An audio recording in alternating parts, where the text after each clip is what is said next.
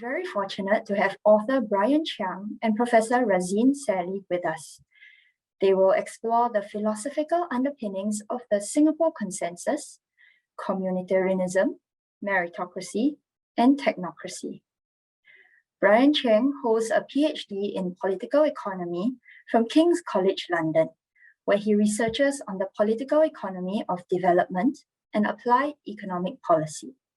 He is also the founder of the Adam Smith Centre, Singapore's first and only organization promoting pro-market values in research and public policy. He is the author of the book, Liberalism Unveiled, Forging a New Third Way in Singapore. Professor Razeen Sally is an associate professor at the Lee Kuan Yew School of Public Policy at the National University of Singapore. Sally received his PhD from the London School of Economics, where he was a teaching faculty member for 18 years.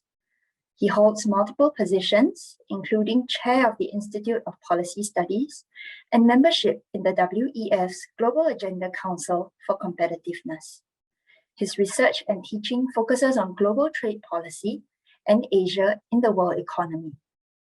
And now, let me hand the time over to Dr. Bryan Cheang to kick things off.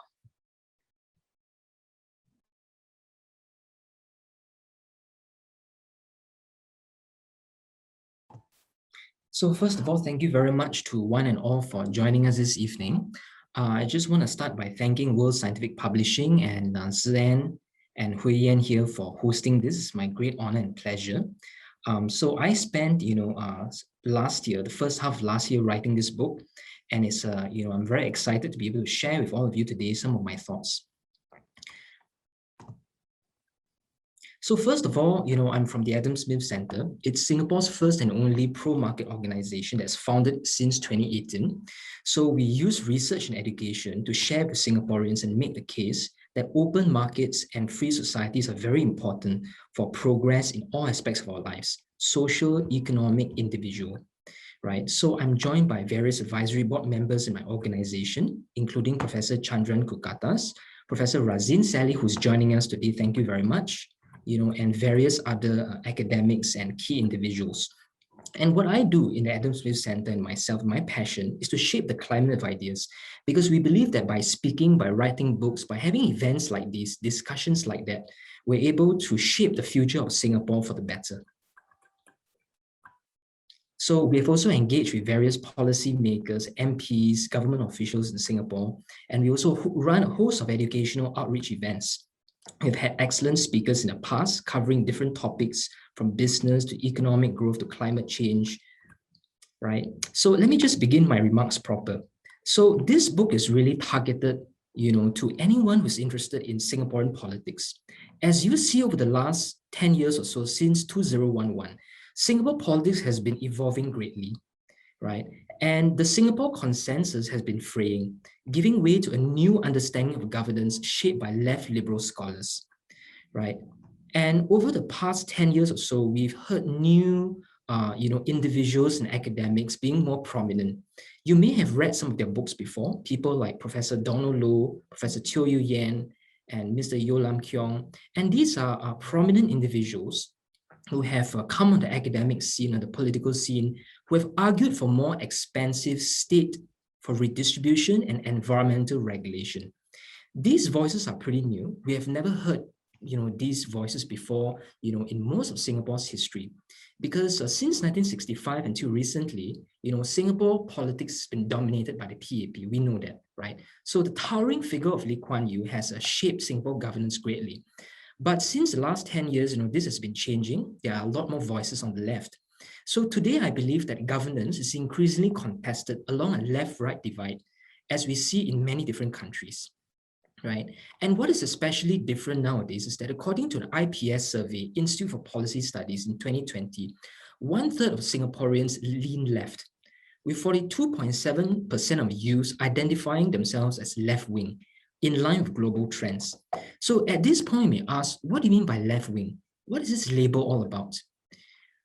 To be a left-wing individual simply means that you generally subscribe to certain principles, okay? So left liberal scholars or activists, they are generally skeptical about capitalism as a market system, right? They see capitalism as inherently suspect, producing inequality, environmental damage, and social problems.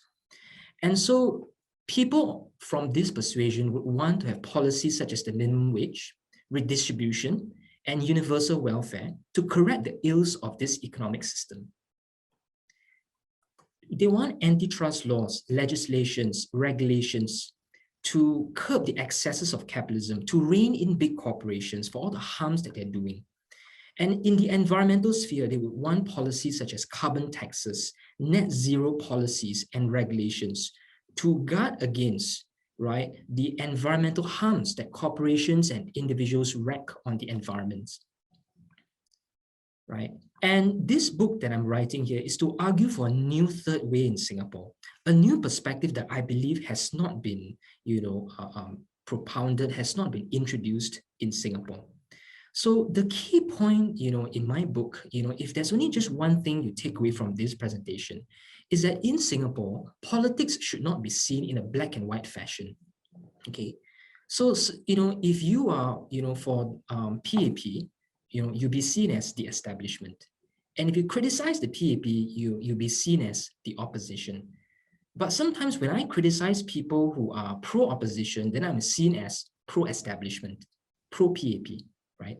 So in this book, I just want to make a key point that criticism of PAP does not mean that you are pro-opposition, and criticism of opposition does not necessarily mean you are pro-establishment, right? There are more than just two schools of thoughts. There are more than just two perspectives that one can have, right? So on one hand, we have people who are rather conservative, who support the PAP, who are pro-establishment, and they believe in a certain set of policies, right, which have governed Singapore pretty well for the last many decades. And then on the left, the growing left, which I just shown, you have people who subscribe to new ideas, right, progressive ideas, right, ideas that call for greater state intervention in the economy and the environment to solve problems like inequality and environmental degradation. My argument here is that there is a new third perspective to consider here. And both positions are lacking, right? So my argument is that people on the right, people who are pro-PAP, right, the problem with this perspective is that it lacks an appreciation of individual freedoms and rights. So I think this criticism is quite familiar to most of us who are Singaporeans. The Singapore government isn't exactly liberal democratic. There's been a history of authoritarianism. There's been a history of civil liberties being suppressed. Media and press is not as free as it should be. It's not as free as, in other Western countries. And those are problems. Those are real problems. So one can criticize the problems in today's establishment without necessarily endorsing some of, I feel, the problematic policies that left liberal scholars and some opposition figures are introducing. And on the other hand, I appreciate, the greater liberalization and, plurality of voices in the political space.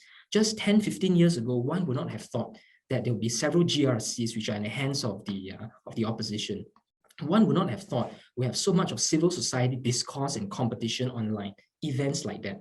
However, there are certain serious problems, I feel, with some of the economic policies that left liberal scholars, that opposition politicians today call for, right? They are calling for greater state involvement in the economy because of what they believe to be the ills of capitalism, the ills of class divides and inequality, which I'm going to show you may not necessarily be a problem. So I'm proposing a new classical liberal perspective. So classical liberalism is a new third way in Singapore that should be considered.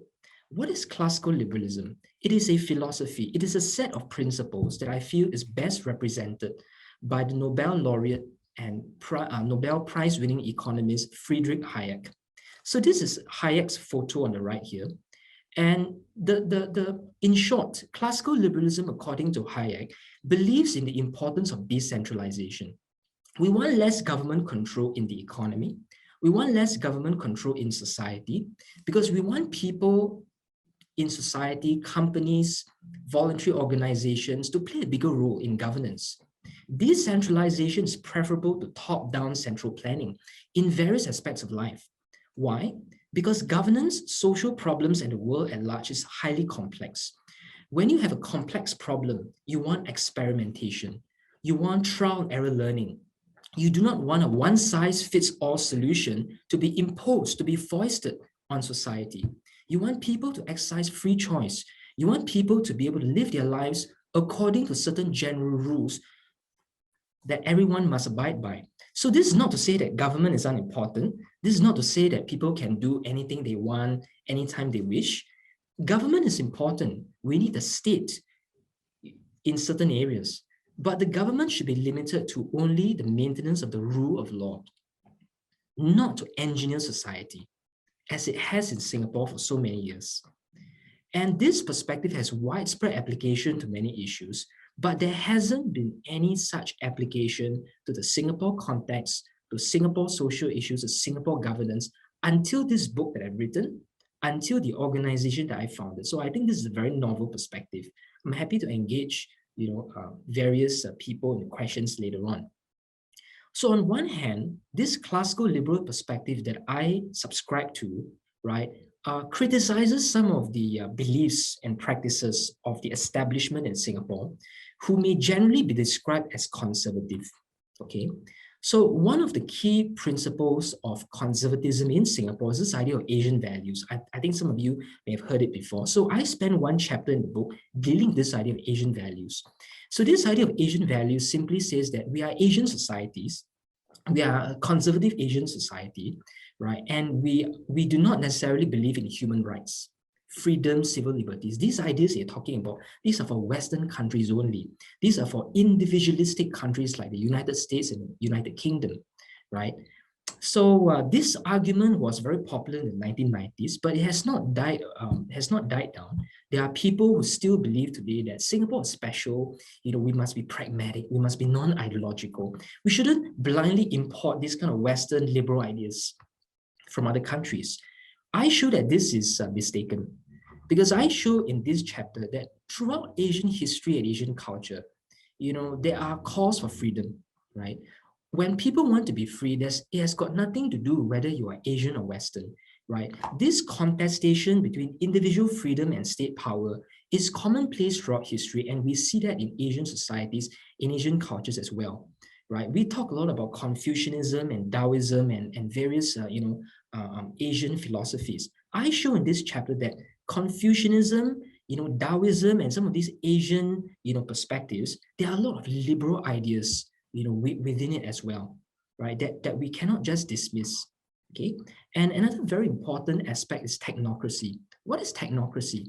Technocracy is this idea that we need experts to rule us, right? That we cannot necessarily trust in the common wisdom of people. We need experts who are trained in things like, subjects like math, science, and engineering to be in the government, to run the civil service so that we can drive society forward, right?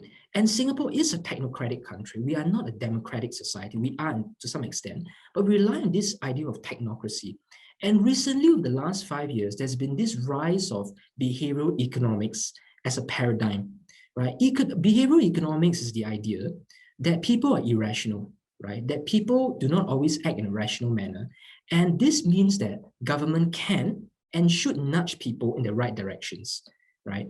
We try to nudge and shape their decisions and preferences to move them in the right direction, right? But of course, even before behavioral economics, the Singapore government has always done that. I'm not sure whether all of you know, but Singapore government has this, system called the Risk Assessment Horizon Scanning System. It is partly a surveillance system, it's partly a big data information gathering system that seeks to plan society for the next 10, 15, 20 years. Right? But the key argument I want to drive is that society is complex. The market is complex. The future of the economy is complex, right? Central planning is not a good idea, especially when faced with radical uncertainty and a severe knowledge problem, right?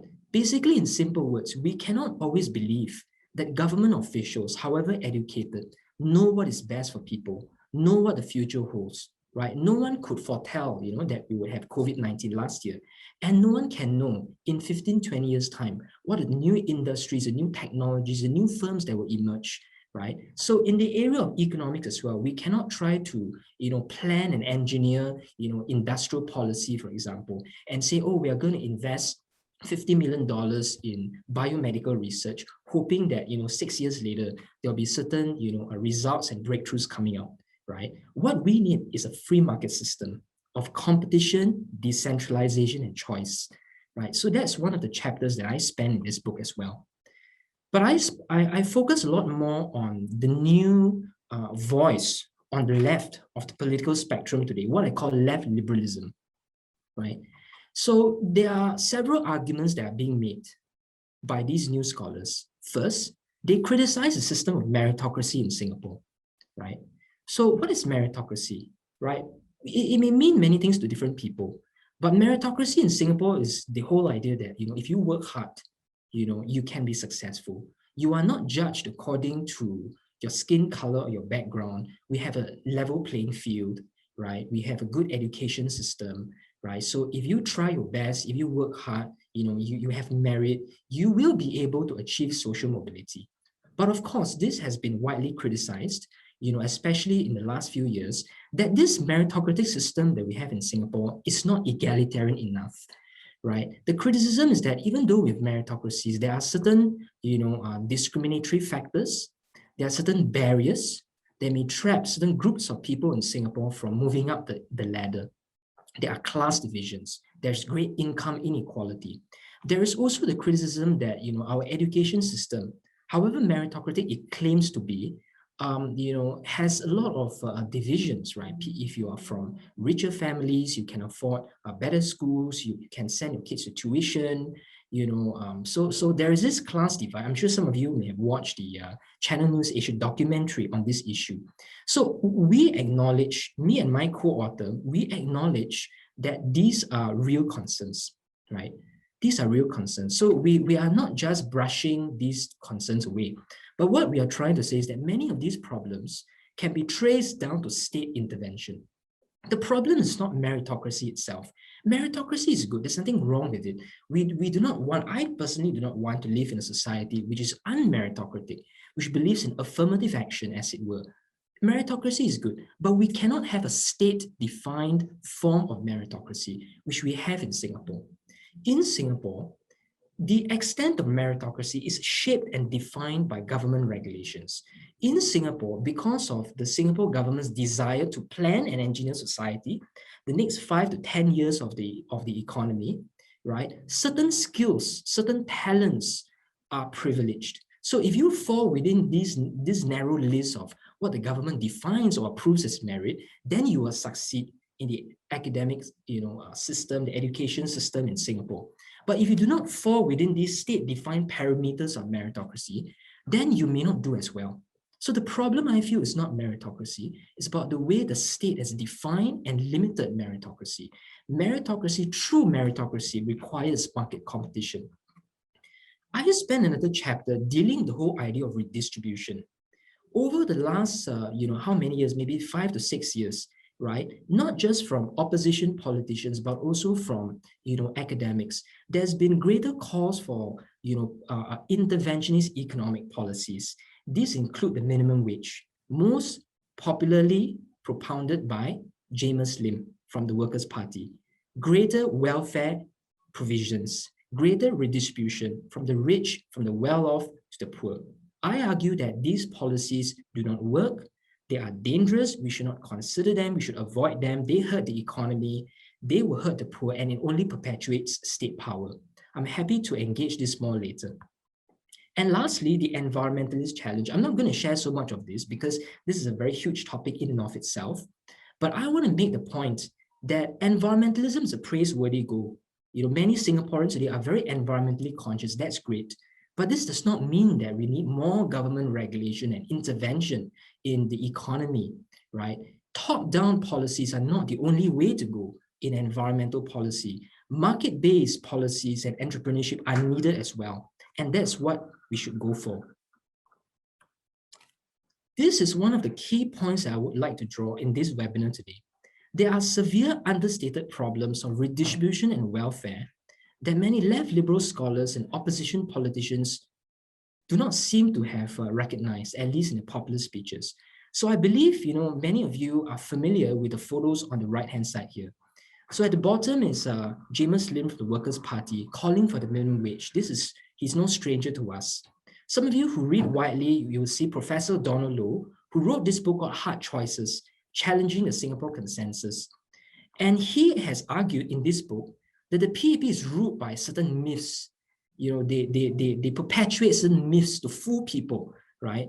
And because these myths are wrong, therefore, we should have more redistribution and impose greater welfare, in society, right? But if you actually read, this book more carefully, don't take my word for it. I actually scanned through, every page of it. There's a lack of referencing, and evidence gathering, in this book, right? I'm happy to explain further. And there's actually a great consensus around the flaws of the minimum wage and universal welfare, which are very easily dismissed, right? One of the things I would like to share at this point, I remember, James Lim's Workers' Party pushing up certain research studies, on his social media, claiming that, the minimum wage may not necessarily be a bad thing because, it does not necessarily cause unemployment, as the PAP likes to suggest, right? There are studies in some countries showing that when companies use the minimum wage, they are still employed. They do not necessarily fire workers. So therefore, it may not necessarily be bad. However, in this chapter of my book, I run through this argument very carefully. I show that we cannot just look at what is seen. We need to look at what is unseen. There are a lot of unseen harms of the minimum wage, even if unemployment does not visibly increase on surface. What the minimum wage does is that it adds cost to businesses, and businesses will adjust one way or another. Even if they may not fire workers immediately because of higher wages, they might, at the back end, reduce the non-monetary benefits of their workers. They might hasten the pace of automation. They may do various things. They may even cut the working hours. They may pay the same amount. They may cut the working hours of their workers. So there are various issues, behind such policies that we need to discuss. We need to be real about it. And one of the whole issues of the minimum wage is that it does not actually solve the root cause of the problem, which is that there are low-wage workers in Singapore and many other countries, granted, right, who don't have, the ability to earn higher wages and high incomes, right? And just by putting a law on businesses saying that you need to pay a worker $16 an hour or $17 an hour does nothing, right, to empower the worker to earn a better living standard for himself, to earn a better job for himself, right? So in this book, I focus on production, not distribution. It is far better to increase the pie for everyone rather than trying to think about how to slice the pie, a greater proportion of the same pie for everyone, right? And one of the rather, I would say, maybe controversial points I'd like to share is that inequality, which many Singaporeans, and I suspect many of you here in this webinar are concerned about, it is not a problem. It may be an issue, but I don't think it's a problem. Actually, I should qualify myself. It is not necessarily a problem. Okay, why is that so? So I spent an entire chapter on this. Inequality is most often a result of individual differences and voluntary choices. There is nothing wrong with inequality in and of itself, right? If you think about what inequality is, it just simply means that we have different outcomes in society, right? I may get A for my examination, you may get C. I may drive a Mercedes, you may drive a motorbike, right? Because of individual differences, we are all different, make different choices. We have different backgrounds. We go to different schools, we have different upbringing, different influences. We will end up in a very different position, right? One of the very famous insights from, my favorite thinker, Friedrich Hayek, is that if you want to stamp out inequality, you want to achieve equality, you are going to discriminate people, on people. You have to treat people, very differently, right? But if you want to treat people the same, if you want to respect the fact that everyone is different, then you have to allow inequality, some degree of inequality to play out in society. When people are free to live their lives, as I want them to be free, right? As classical liberals want them to be free, they will end up very differently, right? And also, it's very important to make a distinction between political and economic inequality, right? I'm not saying that inequality is always bad, right? Inequality is a problem in certain countries, to some extent in Singapore, when it is a result of special privileges they gain from the state, right? If you are well connected to the government, you had a special privilege, you had a special favor that your connections gave you, right? Such inequality is a problem, right? Because it's a privilege that is not accessible to everyone. It violates the rule of law. It is wrong, it is unfair. But economic inequality simply means that, maybe, I'm innovative. I produce a great product that people love. I'm Steve Jobs, I'm Bill Gates, right? I create a great product that millions of people around the world want to buy. And in the process, I enrich myself. Such inequality is not a problem. But this distinction between political and economic inequality, I don't really hear this in a political discussion today. I don't hear this in any of the criticisms that left liberal scholars give against the Singapore establishment. I certainly do not see this distinction in the book Hard Choices by Donald Low. And last but not least, I want to say that the problem is actually poverty. It's not inequality, right? So at this point, you may think, this guy must be very cold-hearted. He doesn't care about the poor. Actually, I care about the poor a lot, right? I care about the poor so much, that I don't believe that inequality is the focus. There's actually a very big difference. Inequality simply means that there is a gap between me and Jeff Bezos. Jeff Bezos has huge bungalows in different continents. I have a humble HDB house. That's inequality. But inequality does not imply poverty. It does not mean that people are poor, right? You can have a very unequal society, but this society is one with social mobility. It is one that even poor people have opportunities to climb out of poverty and move up to higher levels of wages and living standards. On the other hand, you can have a society which is very equal. The gap between rich and poor is very small, but everyone is equally poor. Is that the society that we want, right? So I think we should focus on poverty, not inequality, right? Because when we focus on inequality, we'll be thinking about the difference, the gap between the rich and the poor, right? But that's not the issue. I don't care about how much money Jack Ma has. I care about the person on the street who doesn't have a job, who cannot find a job because the business environment harms him. I care about the poor person who cannot find a job because the minimum wage pushes him out of a job. Those are the problems that we should be concerned about. A very important point that I draw in chapter 6 of my book is that we cannot be so obsessed with some of the inequality statistics that many people on the left bring up today. Inequality statistics, especially the Gini coefficient, is a very snapshot view. It does not tell us how much and whether the least wealth has prospered over time. I care about income mobility. I care about whether people at the bottom 10, 15, 20% of the income distribution are able to rise up, right? But the problem is that when we focus too much on income inequality, we are going to impose certain policies like minimum wage, like redistribution, like increased government regulation, which will slow down the process of economic growth and therefore slow down this income mobility, which is more important. And this is a very important statistic, far better than any Gini coefficient that people tell you about, right? This is actually, statistics from the United States, not Singapore, United States, talking about the income distribution of American families in 1994 to 2004. So looking from the first row down, what this is trying to tell you, right, is that 53% of people who were in the highest quintile of income distribution in 1994 remain in the highest quintile in 2004, right? But 47% of people, right, from this highest quintile fell out of the highest quintile. What this tells you is that just because you are the richest person in a country does not mean that you are rich forever. This idea of class divisions being fossilized in stone for 20 years, that's exaggerated.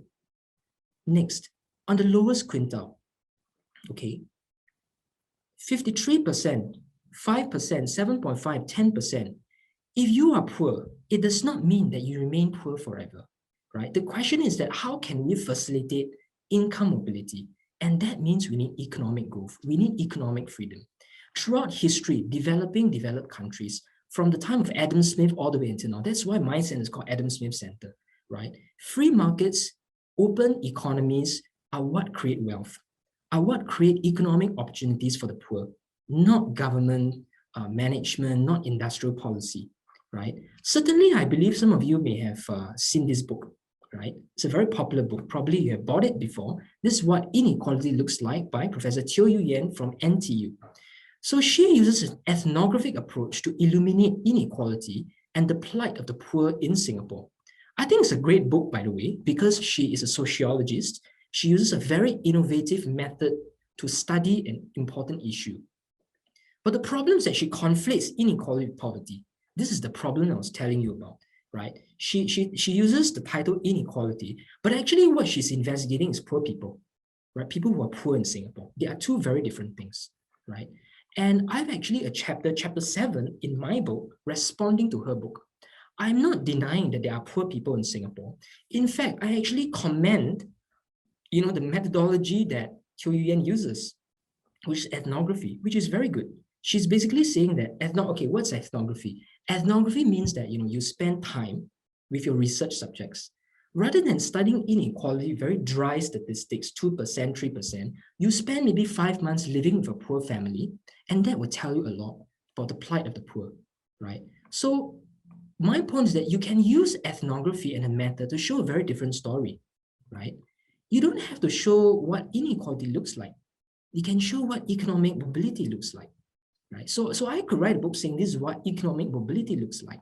This is what free markets look like. This is what economic freedom from capitalism looks like, right? So I done research. Okay, I'm an academic. I finished my PhD. I look at the data, and what does the data tell us? In Singapore, the bottom 10% of income earners have seen a 36.58% increase in household income over the past 10 years. Okay. Now, environmental conservation. Okay. Climate change is real, but smart solutions are required, including economic growth, technology, innovation, not just regulations. So this is the last chapter in my book, showing you that, yes, environmental issues are a concern, right? But this does not mean that we need, top-down policies, right? We need to encourage economic growth. We need to remember the importance of technology and innovation, right? And we have to be careful, when we look at the rhetoric surrounding environmentalism, not to be too carried away. Do you know that the Paris Agreement, according to studies I've looked at, may actually increase poverty by 4% over the next 5 years? Why is that so?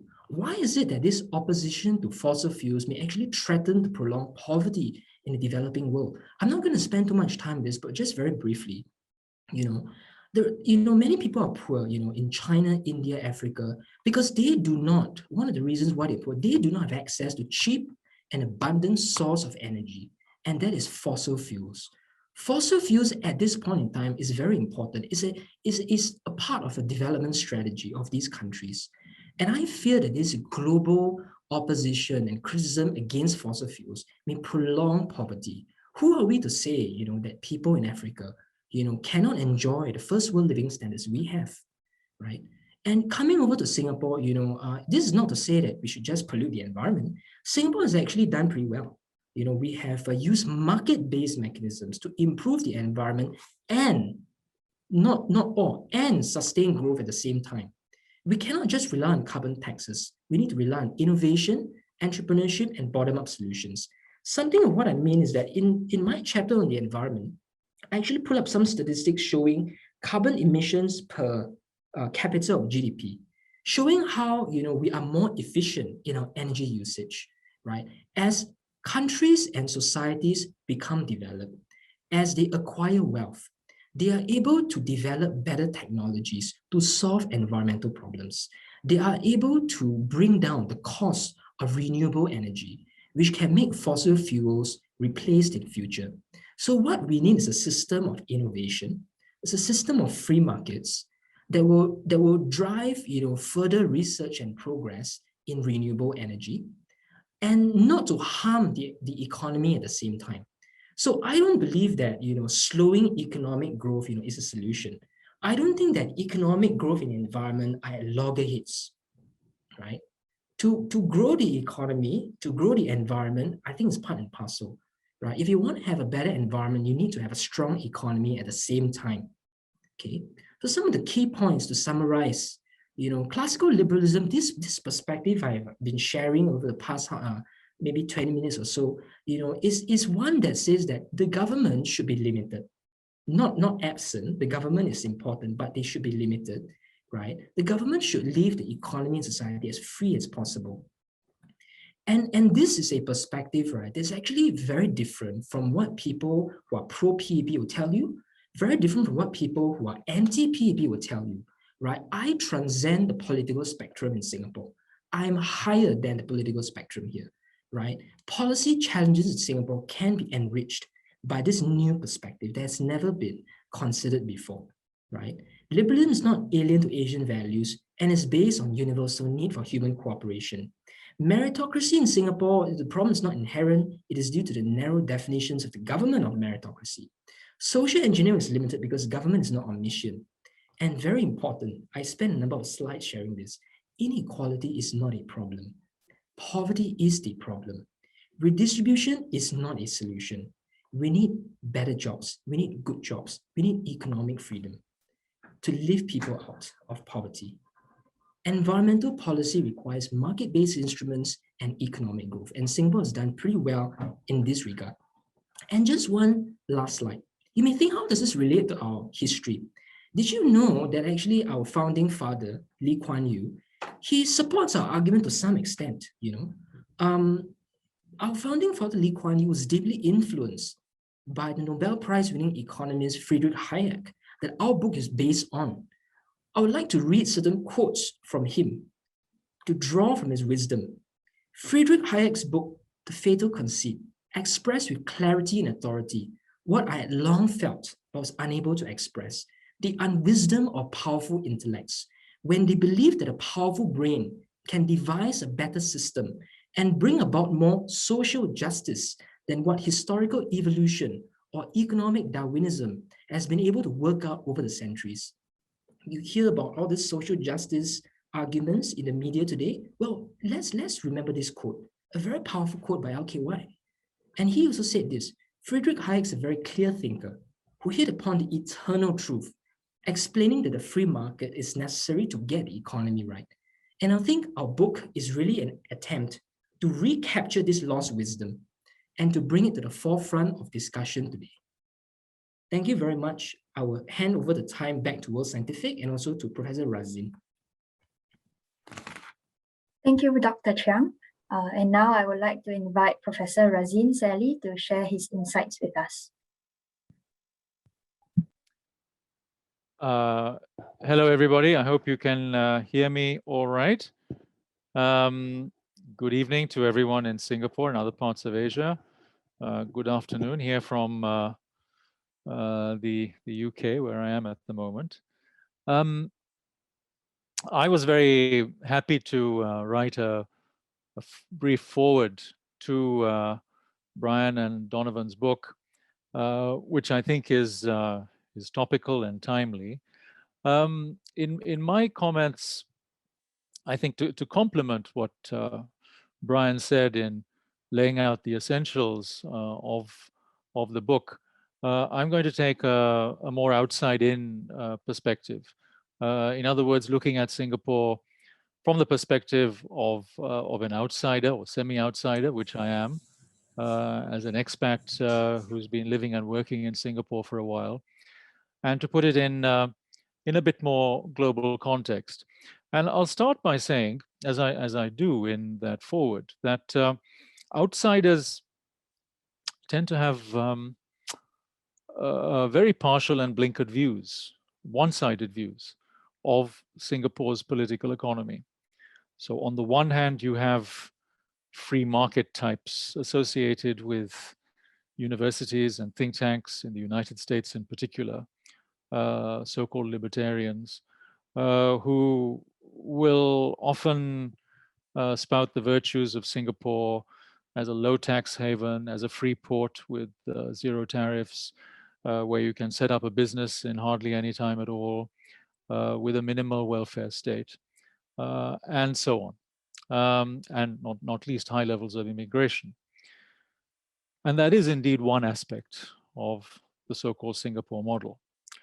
Then you have others who are more of an interventionist bent, who believe in the so-called East Asian developmental state, who point to very different aspects of the Singapore experience since the late 1950s, early 1960s, when Lee Kuan Yew and the PAP took over, namely high levels of government intervention directly through things like the CPF, having government-linked corporations dominate the commanding heights of the domestic economy in particular, and all sorts of, if you like, nanny state micro interventions, which of course we see coming to the fore in these pandemic times.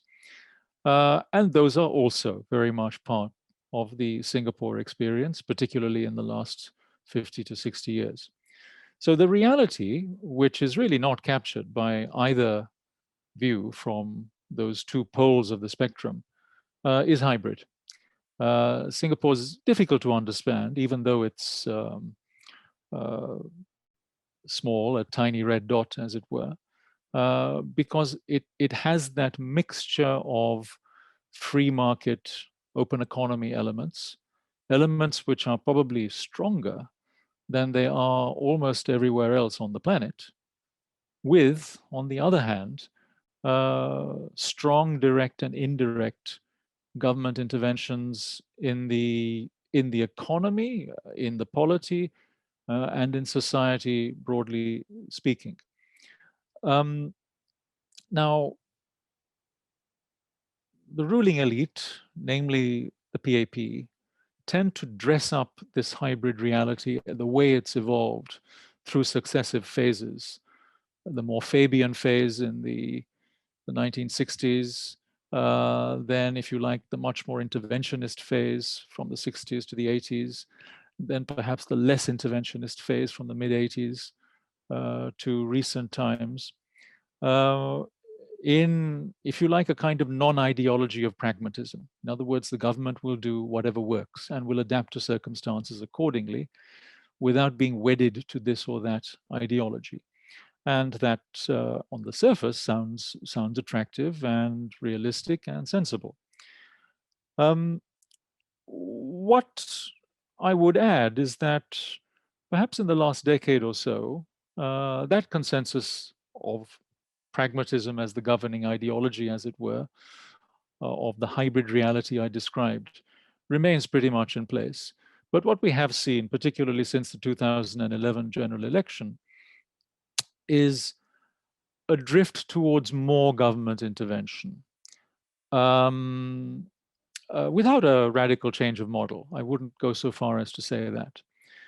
And that drift towards more intervention domestically is partly a reaction to external circumstances, partly a reaction to quite big changes in the global climate of ideas, which I'll talk about in a moment, but also a reaction to a change in the climate of ideas in Singapore, with the center of gravity shifting a little bit more to the left or the center left. And that brings into play the kinds of ideas on the social democratic center left, if you like, the descent to the PAP that Bryan talked about. So what we have in Singapore is a state of ideas which contrasts the status quo represented by the ruling elite, the PAP elite, which essentially wants to tweak the existing model, which it thinks has worked spectacularly well. Contrast that with, if you like, a kind of European-style social democratic dissent, which does call for more government intervention.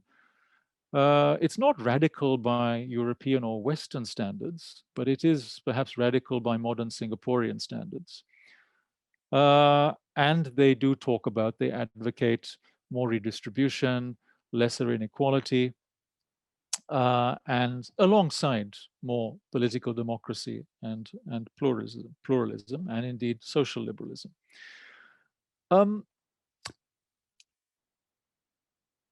Let me say a word about the global context of ideas here. Of course, we've seen dramatic changes in the real world of policies and actions and outcomes, particularly since the global financial crisis. And now even more so with the pandemic. Alongside that, we've seen a pretty big shift in ideas towards more government intervention, more state, more restricted markets, domestically and externally, macroeconomically and microeconomically around the world. And that shift of the pendulum has been accelerated by the circumstances of the pandemic, by the responses to the pandemic. Now, Singapore, being such a highly open small economy, of course, is not impervious to these changes in the wider world, including these changes in the climate of ideas. And I think that affects the domestic debate to some extent. Having said all that, I very much welcome Bryan and Donovan's contribution in this book in providing an alternative perspective from a classical liberal background and standpoint, which Bryan has outlined in its essentials. And I think it's important because it's not something that really existed in Singapore before. As I said, the contrast seemed to be between the status quo of the PAP with some tweaking, and if you like, a kind of left or center left or left liberal social democratic type dissent. So what Bryan and Donovan provide in their book, I think, is an outline and a program of a different perspective, informed more by the principle of individual liberty, particularly one aspect of it, which is economic freedom, its link with social liberalism and political liberalism as part of a broad open society, as Sir Karl Popper called it. The importance of doing things more bottom-up and less in a top-down engineered way. To point out that the state is important. It does have important functions. It shouldn't wither away. But that the state in most places tends to do too much and too badly, rather than a more limited state, which does fewer things, but does them better than the reality.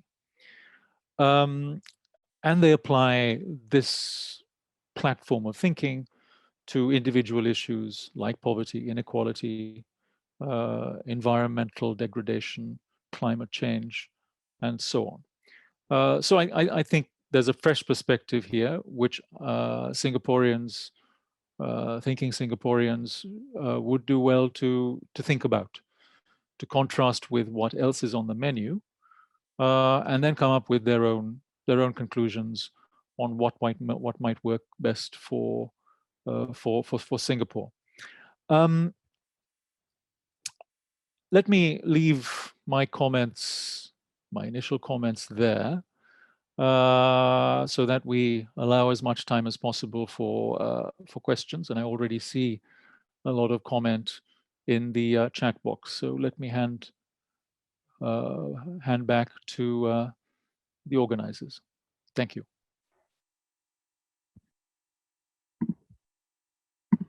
Thank you, Professor Razeen Sally.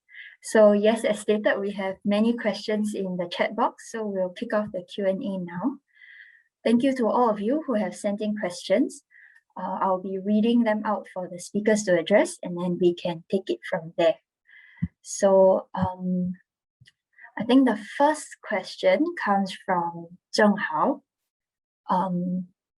Market-oriented countries have been monopolized or oligopolized by big corporations like LVMH, Apple, Google, and Amazon.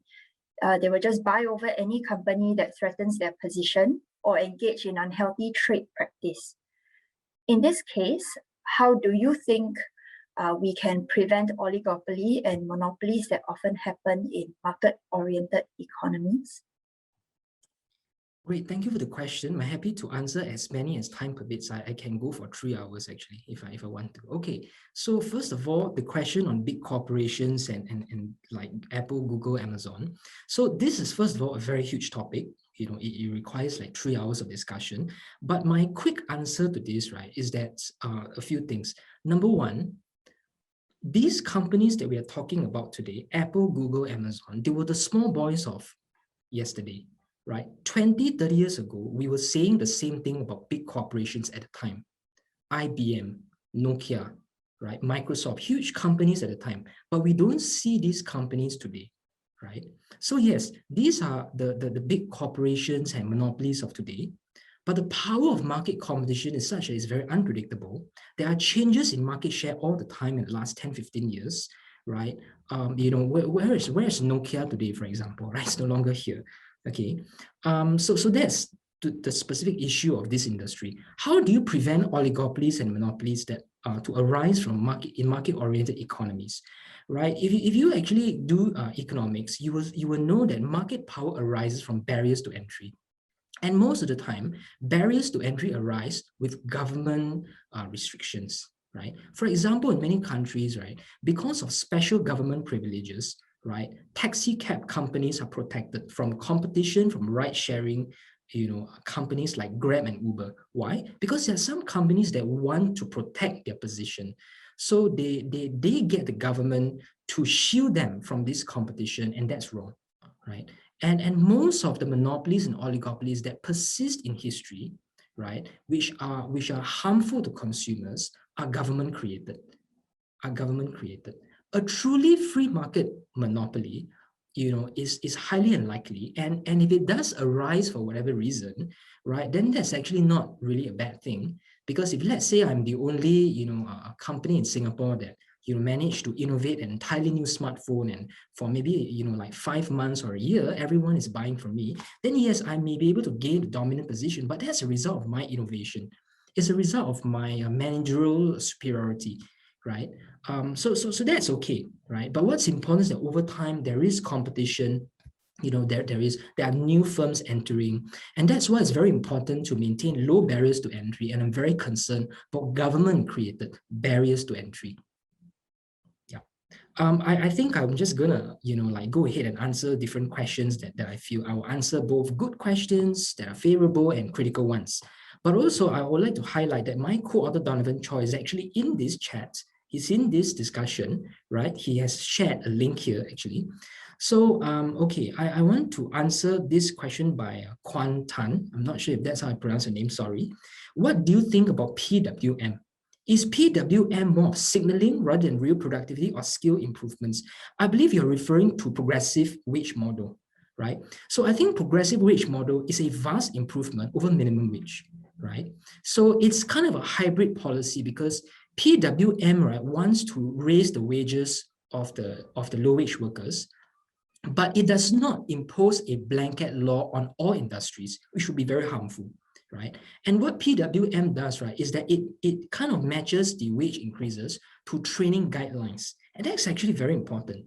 It comes to the principle, it comes back to the principle that if you want to have higher wages, right, you cannot just, you know, like expect it to happen, right? You need to increase your skills. You need to go for training, right? So this focus on retraining on productivity is actually very important, right? How effective is this retraining? Of course, it's a different story. It requires more research, right? We need to look at, you know, skills future. We need to look at, you know, the receptivity of workers. We need to look at whether firms understand the slew of policies available. But generally speaking, I think PWM is a vast improvement to minimum wage because it does not force a fixed, you know, a wage level across all industries, and it focuses on raising the skills of the very poor. And I think that's actually very important. Okay, our next question, Zheng Hao also asked, how would you then explain the failure of neoliberal policies in US in 2008 economic crisis, as well as neoliberal policies in UK, you know, nationalization of British Railway, housing crisis and all that? Okay, for the United States, the 2008 economic crisis, it's a complex issue, okay? And there are scholars from a classical liberal perspective showing how this 2008 economic crisis should not be seen as a failure of free markets. It should not be seen as a failure of neoliberalism itself. Because what happened was that the banking sector, the finance industry, was actually heavily regulated. And some of these regulations failed, right? In fact, these regulations led to a lot of risky behaviors. For example, like the compulsory ratings, that certain investment products were given, right? And one of the most serious problems about the so-called, neoliberal failure in the United States is the way the central bank, right, the Federal Reserve of the United States manipulated interest rates for a very long time, right? Interest rates were kept at a very low level for a very long time. And there are, economists, from the Austrian school who show how these low interest rates, facilitated a housing bubble, right? Because when interest rates are too low for too long, this encourages people to speculate and to invest in things they do not need, leading to a bubble which will inevitably burst. And also, right, if you think about the 2008 financial crisis, a lot of it was due to government-sponsored enterprise, specifically Freddie Mac and Fannie Mae. These are two government-sponsored enterprises which promoted home ownership, which subsidized, a lot of housing for many years, and these policies contributed to the housing bubble as well. So there's a lot more to be said, but I think I'll leave it at that. Now the UK, there are many things that we can say. Okay, housing crisis is an issue that I've read about before in the UK. To cut the long story short, there is a lack of supply. The reason why housing is so expensive in the United Kingdom is that there are zoning regulations. There are zoning regulations and rules that prevent developers from increasing the supply of houses, which will cause prices to remain at an artificially high level, right? So, okay, that's one. Next question from Kai. Kai asks, what kind of poverty are you referring to? Is it absolute or relative poverty? If it's relative poverty, can't we trace this to the inequality that's present in society? Well, that's a great question. So I think the point I'm trying to make is that we should look at poverty in an absolute sense, right? Relative poverty, basically, that's inequality, right? Relative poverty is the idea that, I don't have as much as compared to someone else, as compared to maybe the top 10% in society, right? So I'm saying that we should not look at things in a relative way. We should be focusing on the absolute level of the least well-off. Are they able to earn a decent income? Are they able to make ends meet? Do we have an economy that promotes wealth creation for them, right? So I'm talking about absolute poverty, which I think is actually a bit more important.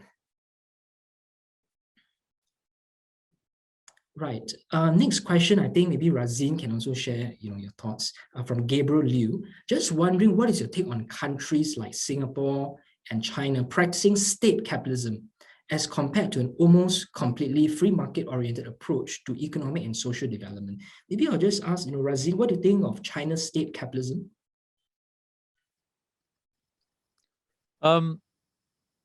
Yes, Brian. Well, I think the answer to that question about comparative capitalisms is that there are lots of different varieties of capitalism, not just 2 or 3 models out there.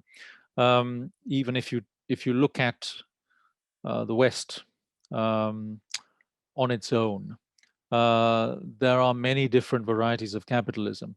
The United States is not a paragon of free market capitalism, even compared with Singapore on many levels, the levels of taxation, trade restrictions, immigration restrictions, the domestic business climate when it comes to setting up and even folding a business. Singapore is much freer than the United States, as many indices show. In other respects, it's less free than the United States.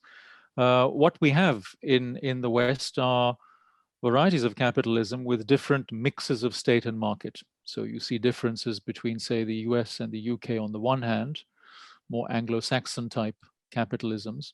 You could add Australia and New Zealand, to Germany with its more coordinated type of capitalism, to some Southern European countries which have higher levels of state intervention, more government spending as a percentage of GDP, and so on. And similarly, when you look outside the West,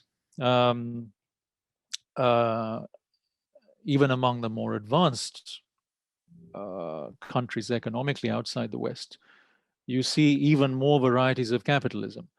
So the Singapore variety is very different from the Chinese variety.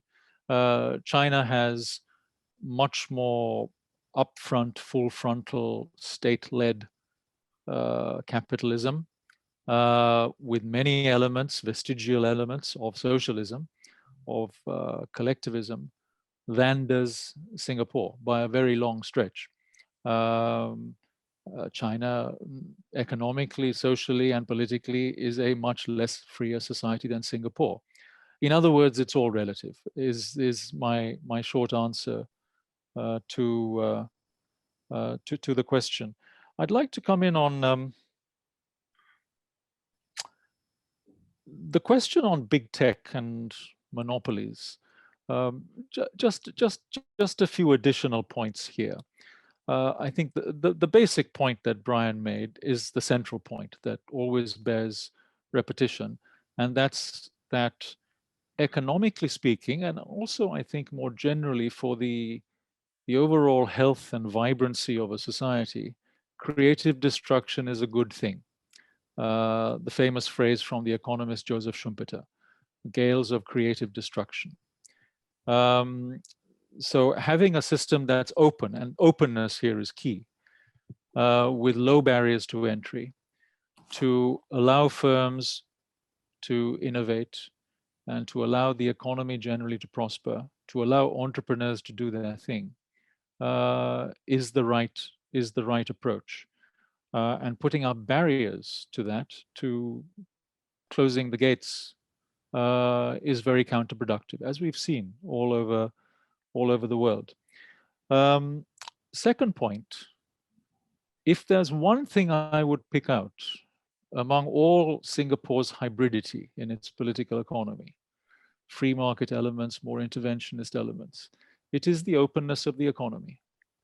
There are many ingredients that I think have gone into Singapore's extraordinary economic success and the general upliftment of Singapore's society through successive generations. But if there is one thing I would pick out more than others, it is the fact that the economy, after a brief period when it was part of Malaysia and semi-closed, has remained and indeed has progressively expanded its openness to the world economy. Nothing transmits market signals more powerfully than being open to the world economy, particularly if you're a small economy yourself. And I think the greatest discipline on Singapore, and indeed on the interventionist elements of Singapore's political economy over the last half century or more, has been its extreme openness. And that is something that Singapore wants to keep, including openness to creative destruction that comes through the multinational presence in Singapore. That's absolutely vital. Compromising that, I think, would compromise Singapore's essential success and everything else that follows. That's not to say that there are aspects of multinationals' activity that can be dealt with through new tax regimes, through antitrust, and so on. I'm not denying that completely. Final point is this: I think the biggest impediment to the functioning of a market economy in Singapore, in a creative, destructive sense, is not the presence of multinationals in Singapore. It's the government-linked sector. It's the GLCs, and if you like, all kinds of supports around the GLCs, which effectively crowd out competition in some key aspects of the domestic economy. That's what I mean by saying that the government controls the commanding heights of the domestic economy through these agents. That, I think, is probably a bigger distortion with negative effects in Singapore than the presence of the multinationals in Singapore. That leads to one question on the list, which is what are the political incentives to changing Singapore in a more liberal, free market, classical liberal direction? Well, the disincentives are high. The way the political economy is structured, the way incumbent interests are powerfully embedded in the system that's now over half a century old, of course, militate against the kinds of changes, certainly big radical changes, particularly when it comes to the government-linked sector. There are powerful interests involved as well as ideology involved. The biggest counterbalance to that is the openness of the economy. So you have those two forces coexisting, but also sometimes, often in tension. What I would like to see as a liberal in the broad sense is those forces of openness not just being safeguarded, but being expanded in the future. That's a matter of policy choice, among other things. Great. I would like to answer two questions, which I think relate a bit to what Razeen has shared. First, by Abigail Ang, you asked, minimum wage, stated does not solve problem of unskilled low-wage workers. That instead of minimum wage, better to upskill. Some might say there has and always been low-skilled hard work that's been conducted, like cleaners. Personally, I've heard that upskilling causes are performative, wayang, as you put it, because the fact is certain jobs cannot be upskilled. And the economic structure in Singapore means there will always be a bottom percentile of society that are less skilled. How does free market solve this problem? Well, that's a great question. So I think as classical liberals, like Razeen and myself, we do admit there are always going to be individuals who fall through the cracks. You can do upskilling all you want, you can grow the economy. There are always going to be certain people who will not be able to support themselves, right? So this is not to deny the importance of a social safety net. I think in Singapore, we have a social safety net. I'm in favor of a social safety net, but it is what it is, right? It is a social safety net, right? So we cannot start to think of the social safety net as the be-all and end-all, as the first thing we look for when people are underprivileged, right? So a social safety net is there to pick people up who fall through the cracks. But once it goes one step further and becomes like a universal entitlement system, then that's where it will be quite a danger. I remember Minister Ong Ye Kung recently saying that when we make handouts easy and unconditional, that is not dignity. Self-reliance is. And I think that's a very beautiful phrase, because you are thinking about how you can help someone help themselves, right? And of course, yeah, there are going to be people who may not be able to support themselves anyway, right? And I think that's where the family comes in, that's where the community comes in, that's where civil society must also play a part. Government can play a part, but it cannot be the be-all and end-all solution, is what I'm saying. And I just want to contribute one more point to this. I think in Singapore, like what Razeen has shared, it's not just GLCs which create a lot of distortions. It's about how the Singapore government shapes the economic structure through industrial policies. What is industrial policy? The Singapore government identifies certain industries and skills which are worth being trained in. For example, number of decades back, say biomedical, right? Industry is going to be the future. Therefore, they spend lots of money on scholarships, investments, schools, etc., encouraging this particular industry. When the government shapes the economic structure like that, this will privilege some people over others. Okay, so if you happen to be skilled in the skills or the industries that the Singapore government claims to be the future, then you will have more opportunities. You could get a biomedical scholarship, for instance, and you will succeed, right? But if you do not, fall within this blueprint, then you'll be pushed aside, right? So there is this crowding out effect, yes, like what Razeen has shared. It's not just GLCs, it's the way the Singapore government shapes the education system and picks out certain firms and industries to be the winners of tomorrow. I think that is quite, I think that's quite a concern. Yeah.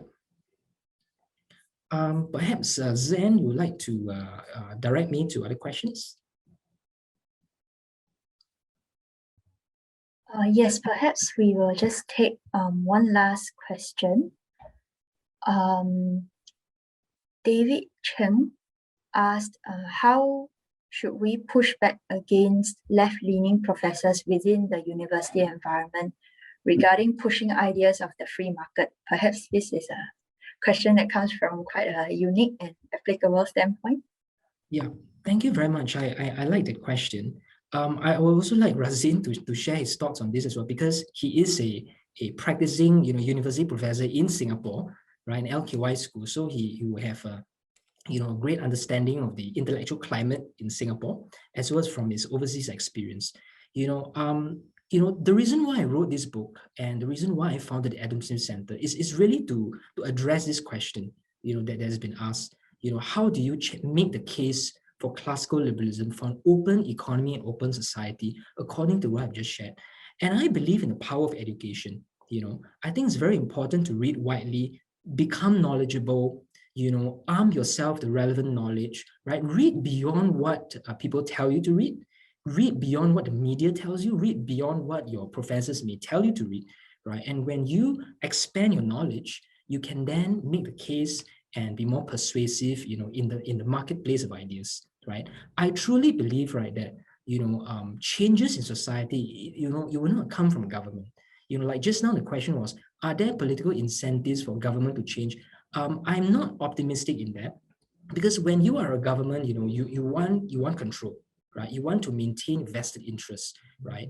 And governments will always want to show they are doing something, right? Because when you are doing something, then you'll be able to maintain, your votes, your popularity. But this perspective I talk about is unique because we are asking the government to do less, right? It's not, I'm not even pro-PAP or anti-PAP, right? Whether you are pro-anti-PAP, both sides want government to do more. I'm different. I want the government to do less. But if that is the case, we need Singaporeans and people to do more for themselves, right? To be more self-reliant and self-responsible, to look less to government for the solutions. So we need to have a change of mindset, believing that, solutions are not always going to come from government, right? Equipping yourself, becoming more knowledgeable, right? And also I would like to share, that me, the Anderson Center, we are always going to make this case through education, through events. So, feel free to contact me to engage with me further.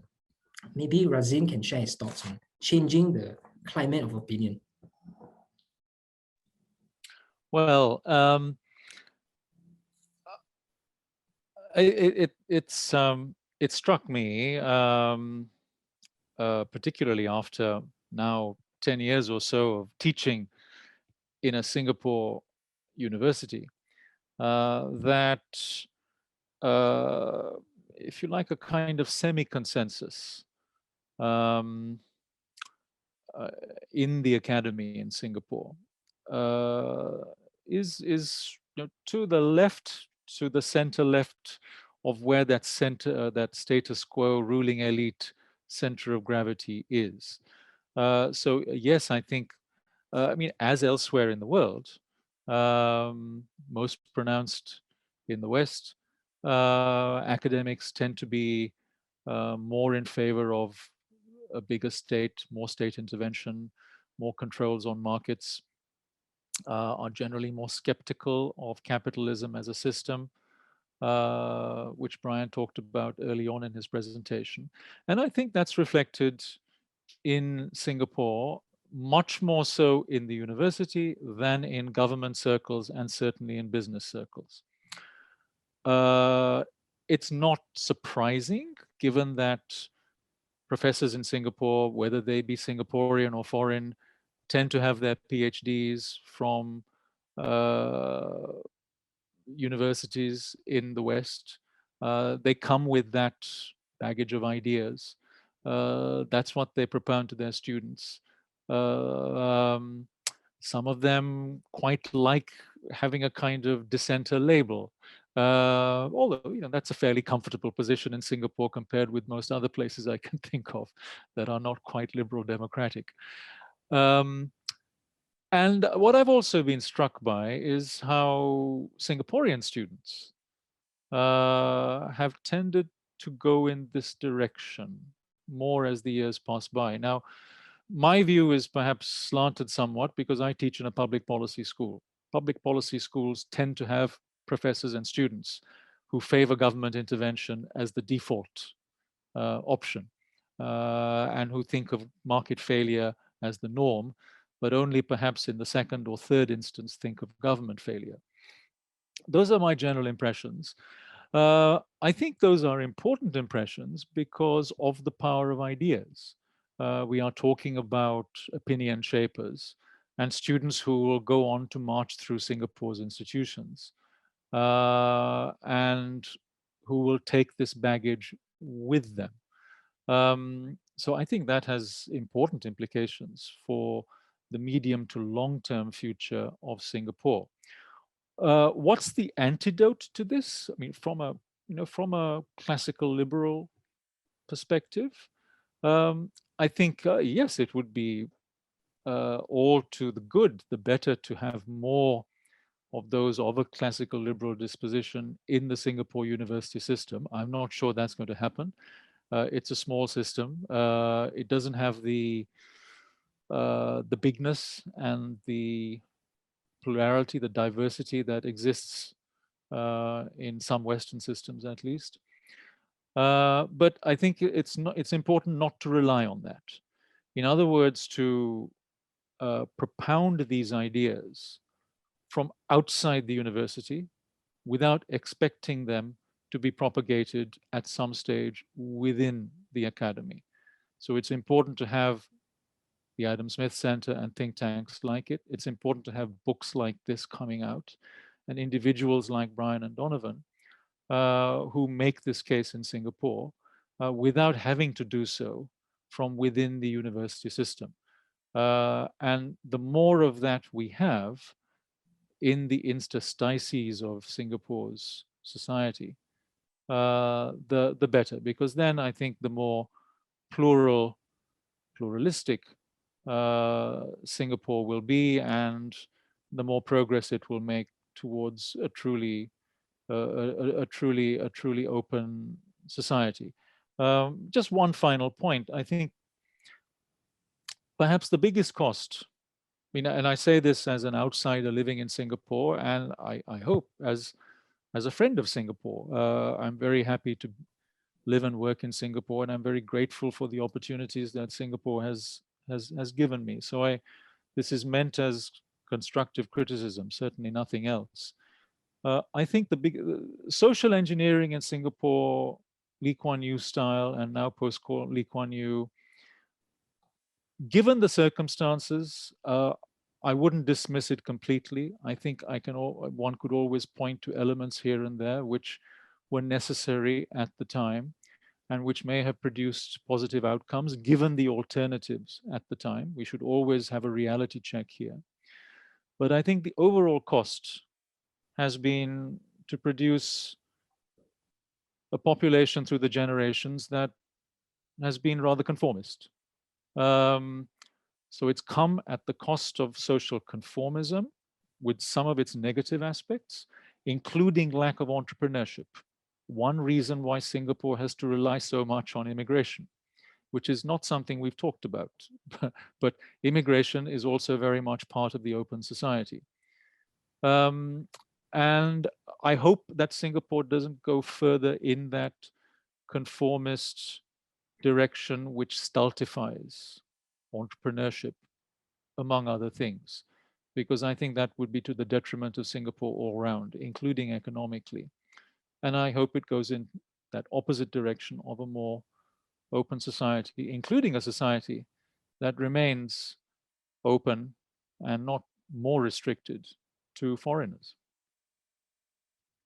Thanks, Razeen. I would just like to make one last point before we go.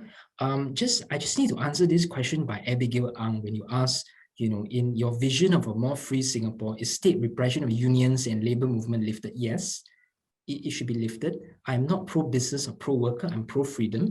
So state repression, even against labor movement, is wrong and it should be lifted. I think that would be good for Singapore.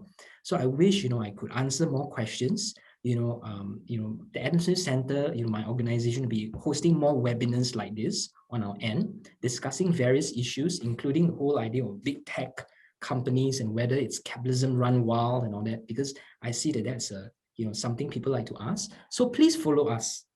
Please follow us. Speak with me. Let's engage together, and I hope to speak with more of you. In future events. Thank you very much, Zain. I'll hand the time over to you.